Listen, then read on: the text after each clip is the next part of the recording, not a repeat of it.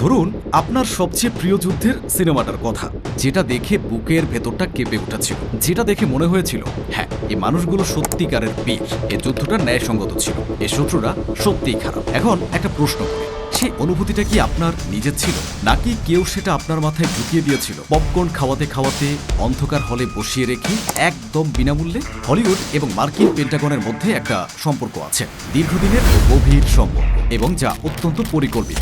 গবেষকরা এর নাম দিয়েছেন মিলিটারি এন্টারটেইনমেন্ট কমপ্লেক্স।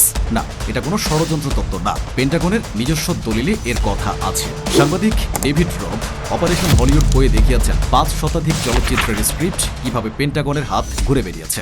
তারপর রাতারাতি পাল্টে গেছে সংলাপ, কাটা গেছে দৃশ্য, নরম হয়েছে সত্য। তবে আমরা সেই পাল্টানো সত্যটাকে ইতিহাস মনে করে বসে থাকি। আজ সেই পর্দাটা একটু সরানোর চেষ্টা করব। পেন্টাগনের ভেতরে একটা অফিস আছে, নাম department of defence entertainment media office. এটা কোনো লুকানো কিংবা গোপন অফিস নয়। তাদের ওয়েবসাইট আছে, কর্মকর্তাদের নামও দেওয়া আছে। তারা নিয়মিত হলিউডের প্রযোজক পরিচালকদের সাথে বসেন। এই অফিসের কাজটা সহজ ভাষায় বলতে গেলে হলিউডে মার্কিন সেনাবাহিনীকে কিভাবে দেখানো হবে সেটা ঠিক করা। ব্যাপারটা কিভাবে কাজ করে বলি। একটা বড় বাজেটের যুদ্ধ সিনেমায় কি লাগে? ট্যাঙ্ক, যুদ্ধজাহাজ, জঙ্গি বিমান, সামরিক ঘাঁটির লোকেশন। একটা FA-18 সুপার হর্নেটের বাজার দর $60 থেকে $70 মিলিয়ন। F-35 হলে সেটা $100 মিলিয়নেরও বেশি। একটা বিমানবাহী রণতরীর একদিনে খরচ লক্ষাধিক ডলার। কোনো প্রযোজনা সংস্থার পক্ষে এটা কেনা বা ভাড়া করা সম্ভব না। আর এখানেই পেন্টাগনের প্রবেশ। তারা দেবে সব, বিনামূল্যে বা প্রায় বিনামূল্যে, কিন্তু বিনিময়ে শর্ত একটাই, স্ক্রিপ্টটা আগে তাদের কাছে জমা দিতে হবে। পেন্টাগনের টিম সেই স্ক্রিপ্ট পড়বে। যদি মার্কিন সেনাদের নেতিবাচকভাবে দেখানো হয়, যদি কোনো সংলাপ সমালোচনামূলক হয়, যদি ঘটনা তাদের অনুমোদিত বর্ণনার বাইরে যায়, তাহলে জবাব একটাই, হয় বদলান নয়তো সাহায্য পাবেন না। এই না শব্দটার ওজন বোঝানো। পেন্টাগনের সহায়তা ছাড়া সিনেমার বাজেট কয়েকশো গুণ বেড়ে যায়। সিজিআইতে আসল অস্ত্রের বিশ্বাসযোগ্যতা আসে না, সামরিক ঘাঁটিতে ক্যামেরা ঢোকানো যায় না। তাই বাধ্য হয়ে প্রযোজকরা বেশিরভাগ সময় মেনে নেন বা মেনে নিতে বাধ্য হন। ডেভিড রবের গবেষণা বলছে 1911 থেকে আজ পর্যন্ত কয়েক শত ছবি এই প্রক্রিয়ার মধ্য দিয়ে গেছে। প্রতিটিতে গল্প কিছুটা বদলেছে, কোথাও সামান্য, কোথাও পুরোটাই। এই ঘটনা মোটেও অবৈধ নয়, কিন্তু প্রশ্নটা নৈতিকতা। যে বিনোদনকে আমরা স্বাধীন শিল্প ভাবি, তা আসলে একটা সরকারি দপ্তরের অনুমোদনের ছাঁচে ঢালাই করা। হলিউডের প্রচারণা বোঝার জন্য একটা শব্দ মনে রাখুন, ওমিশন। সরাসরি মিথ্যা বলা বা ঝুঁকিপূর্ণ। ধরা পড়লে বিশ্বাসযোগ্যতা যায়, কিন্তু কিছু না বলা, সেটা ধরার উপায় নেই। দর্শকরা যা দেখেনি তার অস্তিত্ব নিয়ে সে প্রশ্নই করে না। কয়েকটা উদাহরণ দেওয়া যাক। 13 ডেজ 2000 কিউবান মিসাইল সংকট নিয়ে বানানো এই ছবিতে কিছু মার্কিন জেনারেলকে যুদ্ধের জন্য অস্বাভাবিকভাবে উৎসাহী দেখানো হয়েছিল। ঐতিহাসিকভাবে সেটা ভুলও নয়। ওই সংকটের দলিলে এমন জেনারেলের অস্তিত্বের প্রমাণ আছে, কিন্তু পেন্টাগন মানেনি এবং কোনো সহায়তা দেয়নি। ছবি মুক্তি পেয়েছিল, কিন্তু পেন্টাগনের সাহায্য ছাড়াই। এই ঘটনাটি বুঝিয়ে দেয় এই ব্যবস্থাটা আসলে কিভাবে কাজ করে। নিষেধ করে নয়, সাহায্য দিয়ে এবং সাহায্য না দিয়ে। ব্ল্যাক হক ডাউন 2001 এই সিনেমাটি পেন্টাগনের কোনো সহায়তায় বানানো। 1993 সালে সোমালিয়ার মোগাদিশোতে মার্কিন সেনাদের একটি অভিযানের গল্প। ছবিতে তাদের সাহস, ভ্রাতৃত্ব, মানবিক দিক সবই আছে। সেই অভিযানে মার্কিন পক্ষে 18 জন নিহত হয়েছিল, সেটা এ ছবিতে আছে। সোমালি পক্ষে নিহতের সংখ্যা ছিল 500 থেকে 1000-এর মধ্যে, যাদের মধ্যে বেসামরিক মানুষও ছিলেন। এ তথ্য ছবিতে প্রায় নেই বললেই চলে। সোমালি মানুষের যন্ত্রণা, তাদের দৃষ্টিভঙ্গি, তাদের ক্ষতি পদ্ধতিগতভাবে সব বাদ দেওয়া হয়েছিল। ছবি মিথ্যা বলে, কিন্তু একটা অসম্পূর্ণ সত্য কখনো কখনো পুরো মিথ্যার চেয়েও বেশি কার্যকর। আমেরিকান স্নাইপার 2014 এই সিনেমাটি বক্স অফিসে ঝড় তুলেছিল। ক্রিস কাইলের গল্প, ইরাক যুদ্ধের সবচেয়ে বেশি কনফার্মড কিলের মার্কিন স্নাইপার। ছবিটা আমেরিকার অনেকের কাছে জাতীয় বীরত্বের প্রতীক হয়ে উঠেছিল, কিন্তু ইরাকি পরিচালক, লেখক, বুদ্ধিজীবীরা একটি প্রশ্ন তুললেন, ছবিতে ইরাকি মানুষরা মানুষ হিসেবে আছেন নাকি শুধু লক্ষ্যবস্তু হিসেবে? সে যুদ্ধে লক্ষ লক্ষ বেসামরিক মানুষের জীবন বদলে গেছে। তাদের পরিবার, তাদের ক্ষতির পরিমাণ, তাদের দৃষ্টিভঙ্গি কিছুই ছবিতে নেই, কারণ পর্দা তাদের সেই সুযোগ কখনো দেয়নি। এটাই কমিশনের সবচেয়ে শক্তিশালী রূপ। দর্শক প্রশ্নই করে না অন্য পাশের মানুষগুলো কেমন ছিল, কারণ দর্শকদের বুঝতে দেওয়া হয় না প্রত্যেক গল্পের অন্য একটা দিকও থাকে। 1986 সাল টপ গান মুক্তি পেল। টম ক্রুজের অদম্য দেশপ্রেম পর্দায় ঝড় তুলল। আমেরিকার তরুণরা হলে ঢুকলো দর্শক হিসেবে, বেরিয়ে এলো ভিন্ন এক মানুষ হয়ে। কারণ এই ছবিটা শুধু বিনোদন ছিল না, নৌবাহিনী এত সক্রিয়ভাবে ছিল। F-14 টমক্যাট, বিমানবাহী রণতরী, পাইলটদের প্রশিক্ষণ সুবিধা সব দিয়েছিল। বিনিময়ে স্ক্রিপ্টে তাদের নিয়ন্ত্রণ ছিল। পরিচালক টনি স্কটের মূল গল্পের যা যা পছন্দ হয় সব বদলে ফেলেছিল। ছবি মুক্তির পর নৌবাহিনীর টিম সিনেমা হলের বাইরে বুথ বসালো। দর্শক মাভেরিকের বীরত্ব দেখে বেরিয়ে সরাসরি নিয়োগপত্র পেতে পারত।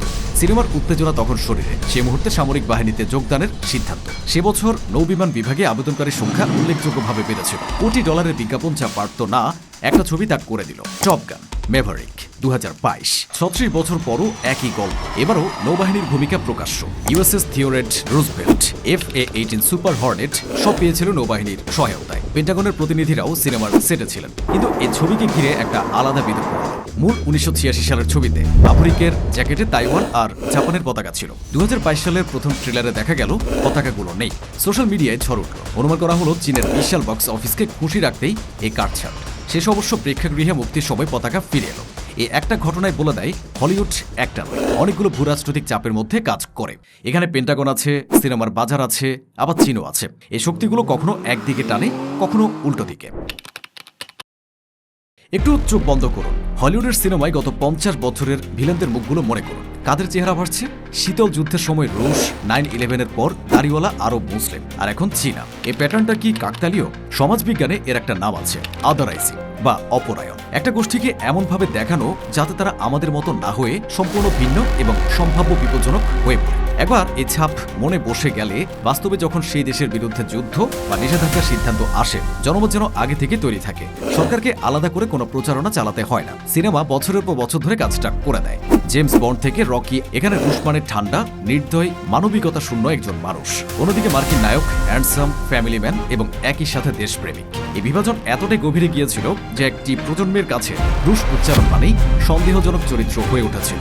9/11-এর পর গবেষক জ্যাক শাহিন তার বই রিয়েল ব্যাড আরবসে দেখিয়েছেন 1930 থেকে 2000 সালের মধ্যে হলিউডের 9-17 বেশি ছবিতে আরব চরিত্রের বেশিরভাগই হয় সন্ত্রাসী, নয়তো তেলে ডুবে থাকা শেখ, নয়তো অসভ্য মরুবাসী। সাধারণ, মানবিক, জটিল আরব চরিত্র হলিউডে বিরল। 9/11-এর পর এই প্রবণতা আরও তীব্র হয়েছে।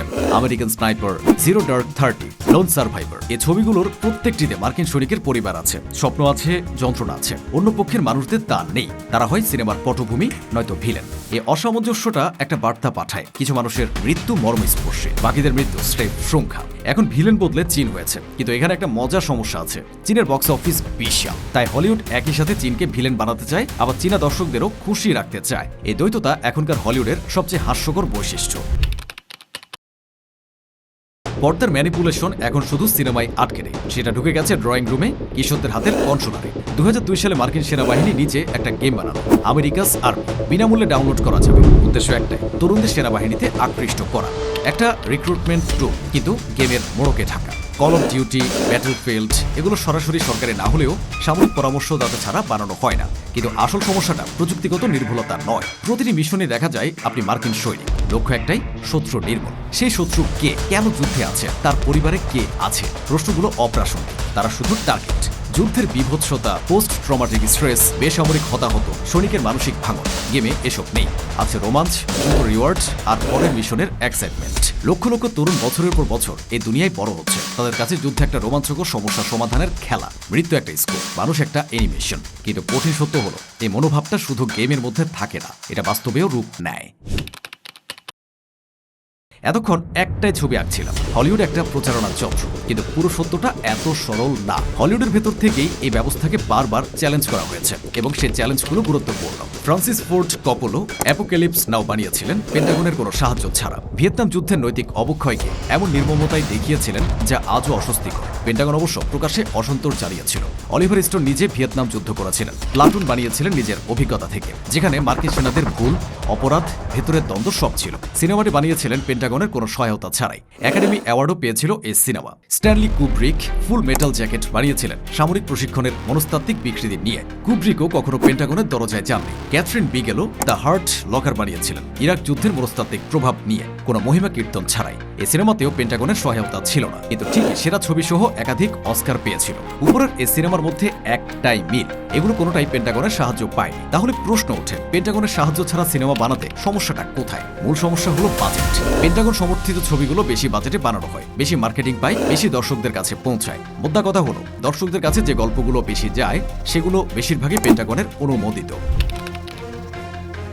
সিনেমা মানব জাতির অন্যতম সুন্দর আবিষ্কার। এই ডকুমেন্টারির উদ্দেশ্য হলিউডকে শত্রু বানানো নয়, সত্যিকারের মহৎ ছবি সেখানে হয়েছে এবং হচ্ছেও।